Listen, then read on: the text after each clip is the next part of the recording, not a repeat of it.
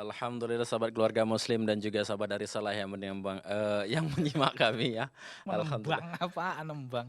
Grogi loh, Mat. Nah, Ah, alhamdulillah. Jadi pembahasan kita tentang ya, Rumahul Quran tadi masih panjang dan luas insyaallah. ya. Mhm.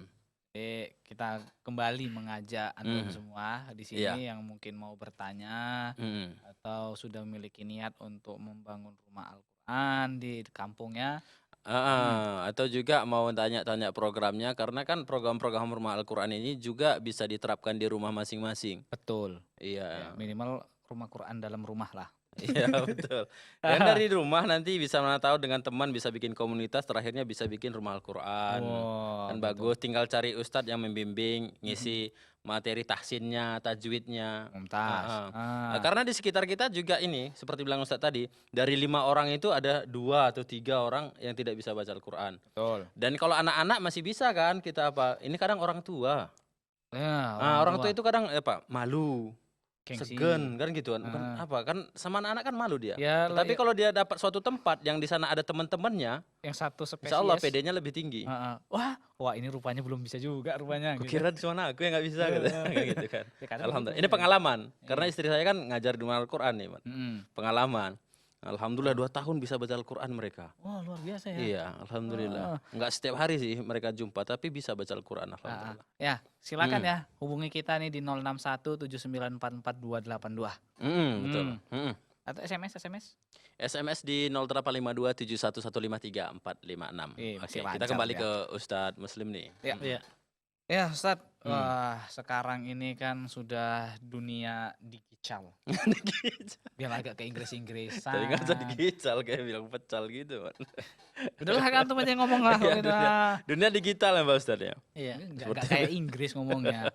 oke, Hmm. daripada salah, kan malu jadinya. Oh ya udahlah. Nah, tentunya banyak hal yang membuat kita sibuk. Ya. Saya juga dapat tadi di status-status WhatsApp, itu tentang kapan terakhir kali engkau bersama Al-Quran, begitu. Oh, iya. Ada status nasihat juga. Ya lebih sering megang Android ya ketimbang Al-Quran. Oke. Iya. Jadi yang kita awali mungkin ada motivasi dari Pak Ustadz nih agar Aha. tumbuhnya cintaan kita kepada Al-Quran dan juga tentunya tumbuhnya nanti dari situ lembaga-lembaga yang bisa membuat seperti rumah Al-Quran ini Pak Ustadz. Iya, Mhm. sahabat keluarga muslim yang dirahmati Allah. Mhm. Memang akhir-akhir ini kadang-kadang sementara kalau kita melihat apa kata Sufyan Ats-Tsauri, Mhm. dia mengatakan bagaimana saya bisa lebih bertakwa kepada Allah ketika saya belajar satu huruf bertambah satu huruf.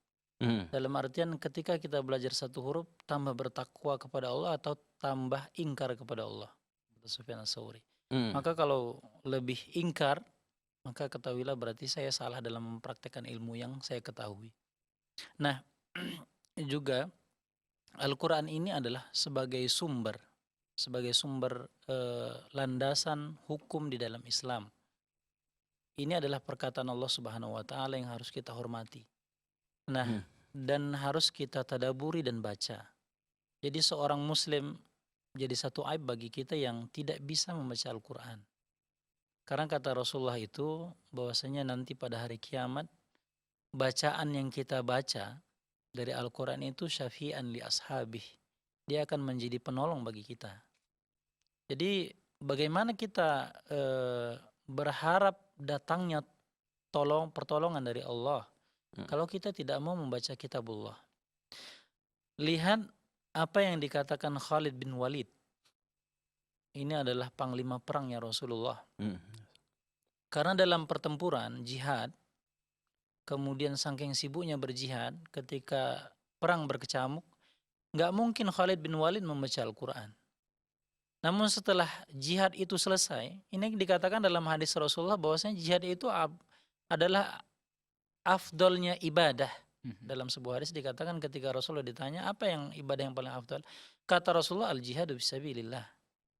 Nah, Khalid bin Walid sebagai panglima perang yang senantiasa berperang berjihad, ketika pulang dari jihad selesai, dalam artian sudah selesai, kemudian dia pulang ke rumahnya dan ketika dia melihat Al-Quran, ketika dia mengambil Al-Quran, dia mengatakan dan ini dicatat di dalam sejarah, Khalid bin Walid mengatakan kepada Al-Quran, wahai Al-Quran, syaghalana ankal jihad.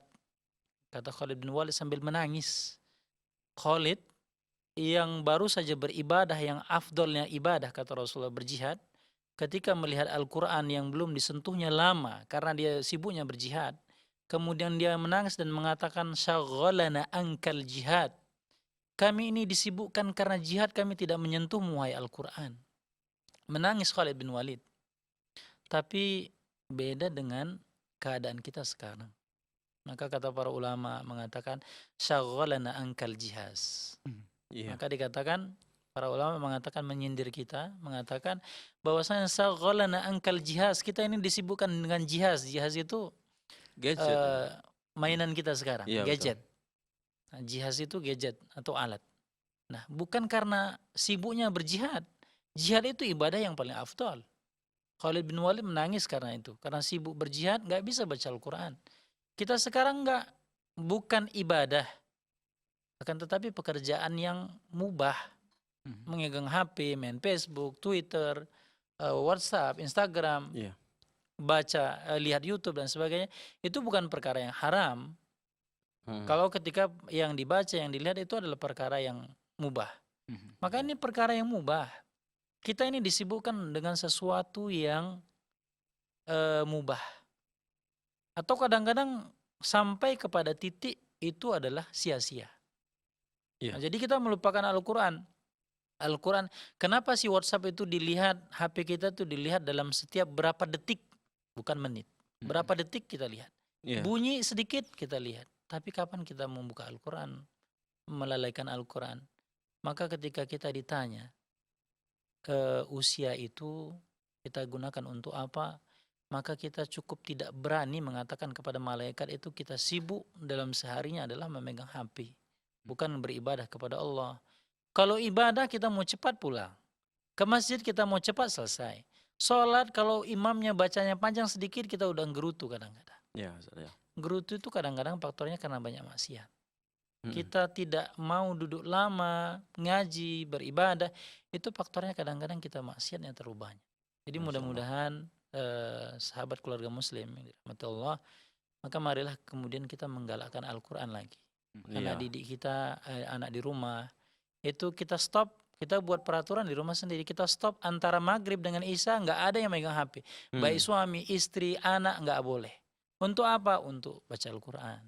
Karena kalau kita lihat Rasulullah itu dalam hidupnya setiap hari dikatakan antara fatrah maghrib, di antara periode maghrib dengan isya itu Rasul itu tiap hari membaca Al-Quran.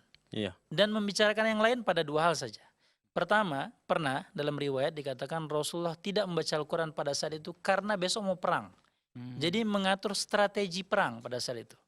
Yang kedua berbicara tentang huru hara hari kiamat. Jadi dikatakan kalau kebutuhan yang baik, yang penting Rasul melakukan. Kalau tidak dia baca Al-Quran. Jadi marilah kita tanamkan kepada keluarga kita, anak kita, istri kita, yang sebagai suri tauladan mempraktekkan itu.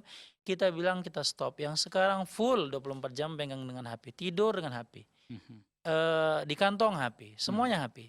Sekarang stop dari jam maghrib sampai isya, atau yang bisa sampai jam 9, biarkanlah anak belajar, membaca Al-Quran. Kita juga membaca Al-Quran. Oke, alhamdulillah. Ini sore ini kita kena tampar keras. Ya, kena sepak. Iya betul. Karena apa yang bilang Ustadz tadi, Betul. wake. Hal yang fakta gitu. Bukan cuman dengan mereka yang jauh dari ilmu. Bahkan orang yang sudah diberikan ilmu oleh Allah sendiri pun Ya, lalai masih kan lalai begitu gitu. kan. Iya betul. Kalau ke masjid baca Quran maunya cepet aja. Iya Tapi betul. Kalau kuota maunya banyak aja. Ya nampak sekali kita milih masjid yang mana imamnya paling cepat selesai. Itu salah satu contoh nyata kan begitu kan. Wah ini yes cepet nih. Ya gitu. Nah, wah itu lama kali gitu ya. kali nih bang. Dan dari itu semoga tadi nasihat dari Ustadz Muslim jadi menambah semangat kita dan juga kecintaan kita kepada Al-Quran dan juga kedekatannya. Masya Allah itu nasihat yang cukup bagus sekali, di mana ibadah yang ibaratnya jihad kan bisa jadi jatuh wajib ya. Itu pun disesalkan oleh Khalid bin Walid karena hal itu bisa membuat dia sibuk dari Al-Quran kan begitu Pak Ustadz. Dan juga saya dapat status dari Ustadz Ihsan Muhammad Ihsan dulu. Hari Jumat kemarin, tanggal 6 Maret. Beliau bilang bahwa mukjizat Rasulullah itu adalah Al-Qur'an. Karena itu yang akan melemahkan. Kan begitu, mukjizat Nabi itu kan melemahkan musuh-musuhnya kan begitu, Pak Ustaz. Dan Al-Qur'an lah yang melemahkan musuh-musuh Allah dan Rasulnya. Dan kalau kita bertanya sahabat keluarga muslim, kenapa hari ini kita merasa kok umat muslim lemah?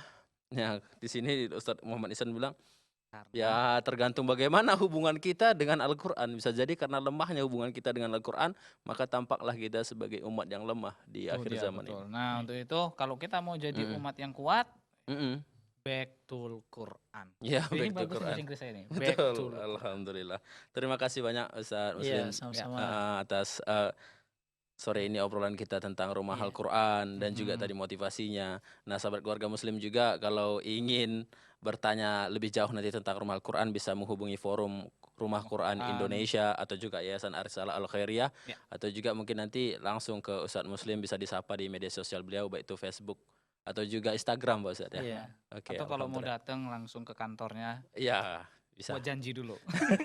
Nah, waktu kita Oke. sudah habis Oke, memiring. oke. Ya, kami ucapkan terima kasih atas kebersamaan Anda dan mohon maaf atas segala kekurangannya. Iya. Insya Allah besok kita akan kembali lagi Mm-mm. ya di jam yang sama insya Oke, Allah. Ta'ala. semoga apa yang kita simak di kesempatan kali ini menjadi tambahan ilmu bagi kita dan juga menjadi amal jariah bagi kedua orang tua Ustadz dan Amin. juga Ustadz. Kita tutup dengan doa kafaratul majelis. Subhanakallahumma Subhanakallahumma wa bihamdika asyhadu an la ilaha illa anta astaghfiruka wa atubu ilaika. Wassalamualaikum warahmatullahi wabarakatuh.